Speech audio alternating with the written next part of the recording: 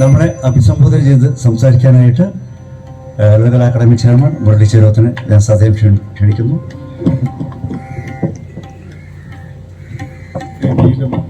സദസ്സിലും സന്നിധരായിരിക്കുന്ന വിശിഷ്ട വ്യക്തികളെ, കലാകാരരെ,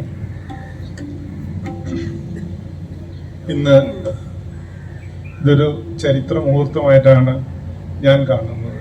കാരണം പണ്ട് 89 എനിക്ക് സ്റ്റേറ്റ് അവാർഡ് കിട്ടിയപ്പോൾ അന്ന് ഞങ്ങളുടെ നാട്ടിലെ പുരോഗമന കലാസാഹിത്യ സംഘത്തിൻ്റെ ഭാഗമായിട്ട് ഒരു അനുമോദനം തന്നപ്പോൾ അതിൽ എന്നെ ആദരിച്ചത് അമ്പിളിച്ചേട്ടനാണ്. അത് ആലോചിച്ചുകൊണ്ട് തന്നെ ഇന്ന് എനിക്ക് ആ റെസ്പെക്റ്റോടുകൂടി, ആ ആദരവോടുകൂടി ഇന്നിവിടെ നിൽക്കേണ്ടത് വളരെ അത്യാവശ്യമാണെന്ന് തോന്നുന്നു. കാരണം അത് മറക്കാതെ, കാരണം അത് എൻ്റെ ജീവിതത്തിൽ വലിയൊരു വഴിത്തിരിവായിരുന്നു. കാരണം ശാന്തിനിയാനിലെ വിദ്യാഭ്യാസത്തിന് ശേഷം എന്ത് ചെയ്യണം, എങ്ങനെ മുന്നോട്ട് പോകണം എന്ന് ആലോചിക്കുമ്പോഴുണ്ടാകുന്ന ഒരു സന്നിഗ്ധാവസ്ഥ, അതിനെ വഴികാട്ടികളായിട്ട് പല തലങ്ങളും ഉണ്ടാവുമ്പോൾ ആ തലങ്ങളിൽ നിന്ന് ഒരു ഊർജം ഉൾക്കൊണ്ടുകൊണ്ട് മുന്നോട്ട് പോകുക എന്ന് തീരുമാനിക്കുന്നത് വളരെ സ്വത്വപരമായിട്ടുള്ള, വളരെ ഇൻട്രോസ്പെക്റ്റീവ് ആയിട്ടുള്ള ഒരു കാര്യമാണെന്ന് എപ്പോഴും ഓർമ്മ വരുന്ന ഒരു കാര്യമാണ്. ഹെൻറി മത്തീസ് ഒരിക്കൽ പറയാനുണ്ടായി, you paint with your blood. നമ്മുടെ ബ്ലഡ് കൊണ്ട് പെയിന്റ് ചെയ്യുക, അത് മരിച്ചു വീഴുന്നത് വരെ പെയിന്റ് ചെയ്തുകൊണ്ടിരിക്കാൻ ഹെൻറി മത്തീസ് വർഷങ്ങൾക്ക് മുമ്പ് പറഞ്ഞത് ഓർക്കുന്നു.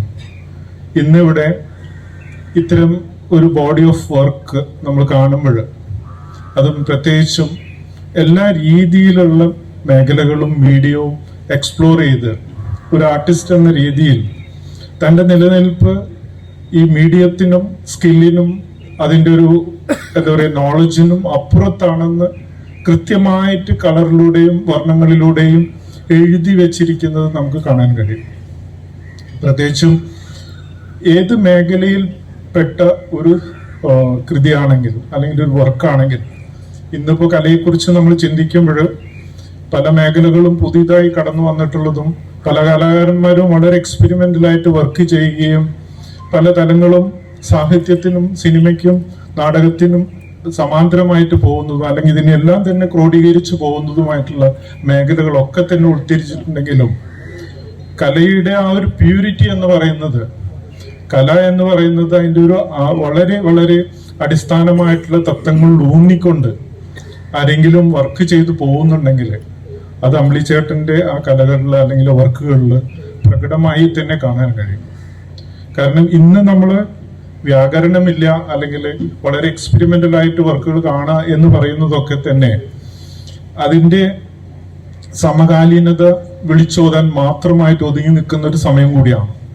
പക്ഷെ അതിനതീതമായി വർക്കുകൾ തൻ്റെ ജീവിതത്തിൻ്റെ ദർശനങ്ങളുടെ അല്ലെങ്കിൽ തൻ്റെ കാഴ്ചപ്പാടിൻ്റെ ഭാഗമായി നിൽക്കുകയും അതിൽ ശക്തമായിട്ട് ഉറച്ചു വിശ്വസിക്കുകയും ലോകത്ത് എന്ത് തന്നെ നടന്നാലും ശരി, ഇവിടെ ടാഗോർ പറഞ്ഞൊരു കാര്യം ഓർമ്മ വരുന്നുണ്ട്. അതായത് ലോകം മുഴുവനും നമ്മൾ കറങ്ങി പിടിച്ച് നാട്ടിലോട്ട് വന്ന് സ്വന്തം വീട്ടിലിരുന്ന് നേരം വെളുക്കുമ്പോൾ നമ്മൾ വാതിൽ തുറന്ന് പുറത്തേക്ക് കടക്കുമ്പോൾ ഒരു ഹിമകണം നമ്മൾ അഭിസംബോധന ചെയ്തിട്ടുണ്ടെങ്കിൽ ആ ഹിമകണത്തിൽ ലോകം മുഴുവനും കാണുന്ന രീതിയിലുള്ള ഒരു റിഫ്ലക്ഷൻ ഉണ്ട് എന്നുള്ളത് തിരിച്ചറിയുന്നുണ്ടെങ്കിൽ അതാണ് ഏറ്റവും വലിയ ഒരു ദാർശനികമായിട്ടുള്ള യാത്ര എന്ന്. ആ അത്തരത്തിലുള്ള ഒരു ദാർശനികമായിട്ടുള്ള യാത്ര നടത്തിക്കൊണ്ടിരിക്കുന്ന ഒരു വിഷ്വൽ ആർട്ടിസ്റ്റാണ് അമ്പിളിച്ചേട്ടൻ എന്ന് പറയുന്നത്. അമ്പിളിച്ചേട്ടൻ്റെ ആദ്യത്തെ ഒരു എക്സിബിഷനിൽ എനിക്ക് വരാൻ കഴിഞ്ഞില്ല. അത് ഞാൻ വളരെ ഖേദം പ്രകടിപ്പിക്കുന്നു. കാരണം അത് അന്ന് ഒരു ട്രാവലിങ്ങിൽ വളരെ അത്യാവശ്യമായിട്ട് തിരുവനന്തപുരത്തേക്ക് പോകേണ്ടി വന്നതുകൊണ്ട് ഞാൻ ഒഴിവായതാണ്. ഇന്ന് അത് ആ ഒരു ഖേദം മറികടന്ന് അതിന്റെ ഒരു സാക്ഷാത്കാരം അല്ലെങ്കിൽ അതിന്റെ അപ്പുറത്തേക്ക് പോകേണ്ടത് ആവശ്യമുണ്ടെന്നുള്ളത് കൊണ്ട് തന്നെയാണ് ഇന്നിവിടെ എത്തിയത്. ഇത് പറയുമ്പോൾ ഞങ്ങളുടെ എല്ലാം തന്നെ വളരെ ഇമ്പോർട്ടൻ്റ് ആയിട്ടുള്ള രാമചന്ദ്രൻ സാർ മരിച്ചിട്ട് 3 ദിവസമായിട്ടുള്ളൂ. അതിന്റെ ഭാഗമായിട്ട് ദില്ലിയിൽ പോയി ഇന്നലെ തിരിച്ചെത്തിയത്. സാറ് വർഷങ്ങൾക്ക് മുമ്പ് ശാന്തിനികേതനിൽ പഠിച്ച് വളരെ പ്രഖ്യാതനായിട്ടുള്ള ഇന്ന് ലോകം അതേപോലെ തന്നെ കഴിഞ്ഞ 4 ദിവസമായിട്ട് എല്ലാ മീഡിയയും ഒരേപോലെ ക്യാരി ചെയ്യുന്ന ഒരു രാഷ്ട്രീയ സാഹിത്യ അല്ലെങ്കിൽ ഒരു ശില്പിക്കോ അല്ലെങ്കിൽ കലാകാരനോ കിട്ടാത്തത്ര ആദരവ് ഏറ്റുവാങ്ങിക്കൊണ്ട് തന്നെയാണ് സാറ് നമ്മളെ വിട്ടുപിരിഞ്ഞത്. പറയാൻ കാരണം ജീവിതത്തിൽ നമ്മൾ കണ്ടുമുട്ടുന്ന ഓരോ വ്യക്തികളും ഏതെല്ലാം രീതിയിൽ നമ്മൾ കോൺട്രിബ്യൂട്ട് ചെയ്യുന്നു എന്നുള്ളത് വ്യക്തമാണ്.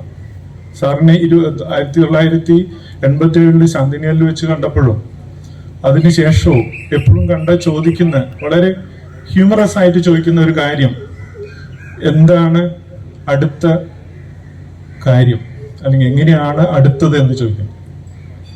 വർക്ക് ചെയ്യണം, അപ്പൊ പറയും വർക്ക് ചെയ്താൽ സ്ട്രഗിൾ ചെയ്യും.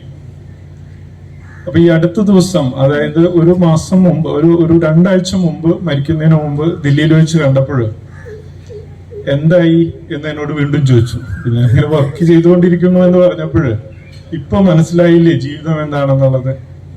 ഈ ഒരു ചോദ്യം ഞാനിവിടെ ഉന്നയിക്കാൻ കാരണം അമ്പിളിച്ചേട്ടന്റെ ജീവിതത്തില് ഇപ്പൊ ഞങ്ങളുടെയൊക്കെ ഒരു നല്ല കാലത്ത് നമ്മൾ കണ്ടിട്ടുള്ള സിനിമകളും, അതേപോലെ തന്നെ അമ്പിളിച്ചേട്ടൻ തൃശ്ശൂരിൽ പഠിച്ചു കഴിഞ്ഞ് പോകുന്ന സമയത്ത് അന്ന് അവിടെ ചില വർക്കുകൾ തൂക്കിയിട്ടിട്ടാണ് പോയത്. അത് അമ്പിളിച്ചേട്ടൻ ഓർമ്മിക്കുന്നുണ്ടോ എന്നറിയില്ല. കാരണം ഓരോ വർക്കുകളും ചെയ്യുമ്പോഴും ഓരോ ക്ലാസ്സിൽ വർക്ക് ചെയ്യുമ്പോഴും അതെല്ലാം ക്ലിപ്പ് ചെയ്ത് അവിടെ വെക്കും.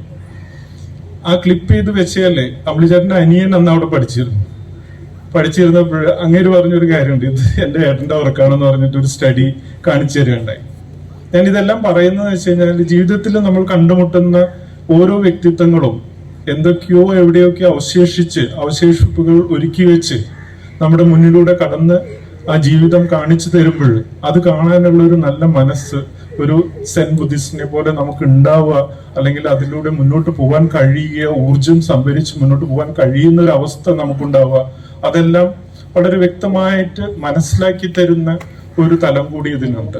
ഇന്ന് ഞാനിപ്പോ ഇവിടെ വർക്കുകൾ ശ്രദ്ധിച്ചപ്പോൾ ആ വർക്കുകളിലൊക്കെ തന്നെ ഒരു ഇമോഷണൽ പരതയ്ക്ക് അപ്പുറത്തായിട്ട് വളരെ ലോജിക്കലായിട്ട് വളരെ കൺസിസ്റ്റന്റ് ആയിട്ട് വർക്ക് ചെയ്തു പോകുന്ന ഒരു ആർട്ടിസ്റ്റിന്റെ വളരെ കൺസ്ട്രക്റ്റീവ് ആയിട്ടുള്ള തലങ്ങളുണ്ട് എന്നുള്ളതാണ്. അത് വളരെ അപൂർവമായിട്ട് മാത്രം സംഭവിക്കുന്ന ഒരു കാര്യമാണ്. ഇത് ഞാനിപ്പോഴും ആലോചിക്കുന്നത്, പലപ്പോഴും നമ്മൾ ഈ ജപ്പാൻ, ചൈന എന്നീ നാടുകളിലൊക്കെ പോകുമ്പോൾ അവിടെ ഓരോ ആർട്ടിസ്റ്റും പ്രവർത്തിച്ചു കൊണ്ടിരിക്കുന്ന അല്ലെങ്കിൽ ചെയ്തുകൊണ്ടിരിക്കുന്ന പ്രവൃത്തികൾ, ആ പ്രവൃത്തിയുടെ അടിസ്ഥാനം എന്ന് പറയുന്നത് പേജ് 3 അല്ലെങ്കിൽ എക്സിബിഷനോ ഒന്നുമല്ല.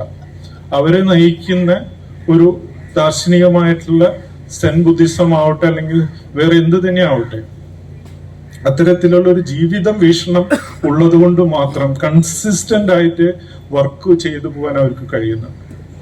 ഞാൻ ആലോചിക്കുന്നത് ഈ അമ്പിളിച്ചേട്ടന്റെ ഉള്ളിലുള്ള ആ ഒരു ഊർജം എന്താണെന്നുള്ളതാണ്. കാരണം എല്ലാ ദിവസവും കാലത്ത് ഒരു 7 മണിക്ക് മുമ്പായിട്ട് ആളുടെ ഒരു ഗുഡ് മോർണിംഗ് വരും. ആ ഗുഡ് മോർണിംഗ് എന്ന് പറയുന്നത് ഒരു വർക്കായിരിക്കും എന്നുള്ളതാണ്. അത്രയും കൺസിസ്റ്റന്റ് ആയിട്ട് ഒരു ആർട്ടിസ്റ്റ് വർക്ക് ചെയ്യുന്നുണ്ടെങ്കിൽ അതിനെ നമ്മൾ എന്ത് വില കൊടുത്തും മാനിക്കുകയും റെസ്പെക്ട് ചെയ്യേണ്ടതും അത്യാവശ്യമുണ്ടെന്ന് തോന്നുന്നു. കാരണം എന്നെ സംബന്ധിച്ചിടത്തോളം ഞാനിതെല്ലാം ശ്രദ്ധിക്കുകയും നോക്കുകയും ചെയ്യുന്ന ഒരാളും കൂടിയാണ്. എൻ്റെ അധ്യാപകരായിട്ടുള്ള KG സുബ്രഹ്മണ്യം ആവട്ടെ, സോമനാഥ് ഹോറ ആവട്ടെ, അല്ലെങ്കിൽ മറ്റ് ജോഗൻ ചേതുരി ആവട്ടെ, മറ്റു പലരും പറയുന്ന ഒരേ ഒരു കാര്യമുള്ളൂ, ജീവിതത്തിൽ മുന്നോട്ട് പോകാനുള്ള ഊർജം നമ്മളിൽ നിന്ന് തന്നെ ഉണ്ടാക്കിയെടുക്കുന്ന ഒരവസ്ഥ നമ്മൾ കൈവരിക്കുമ്പോൾ അതിനെയാണ് നമ്മുടെ ജീവിതത്തിൽ ഏറ്റവും വലിയ എക്സ്പീരിയൻസും ഇൻട്രോസ്പെക്ഷനും എന്നൊക്കെ വിളിക്കുന്നത് എന്ന്. അത് ഇന്നിവിടെ നിൽക്കുമ്പോൾ എനിക്ക് ബോധ്യമാവാണ്. അതുകൊണ്ട് തന്നെ അമ്പിളിച്ചേട്ടന്റെ ജീവിതത്തിൽ ഇനിയും മുന്നോട്ട് പോകാനുള്ള വഴികൾ വളരെ ശക്തമായിട്ടുണ്ടാവട്ടെ. കലാലോകം എന്ന് പറയുന്നത് കല എസ്റ്റാബ്ലിഷ് ചെയ്ത തലങ്ങളോ അല്ലെങ്കിൽ പേജ് 3 അല്ല, അതൊന്നും ആയിട്ട് വിശ്വസിക്കാത്തൊരു മനുഷ്യനാണ്. പക്ഷെ എല്ലാം കൂടെ കൊണ്ടുപോകാൻ കഴിയുന്ന ഒരു അവസ്ഥ എന്നും ഉണ്ടാവട്ടെ. ശക്തമായിട്ട് മുന്നോട്ട് പോകുക. ഞങ്ങളെല്ലാവരും കൂടെയുണ്ട് എന്ന് ഓർമ്മിപ്പിച്ചുകൊണ്ട് ഇത് ഇനാഗ്രേറ്റ് ചെയ്തുകൊണ്ട് ഞാൻ എൻ്റെ വാക്കുകൾ സമ്മതിക്കുന്നു. നന്ദി, നമസ്കാരം.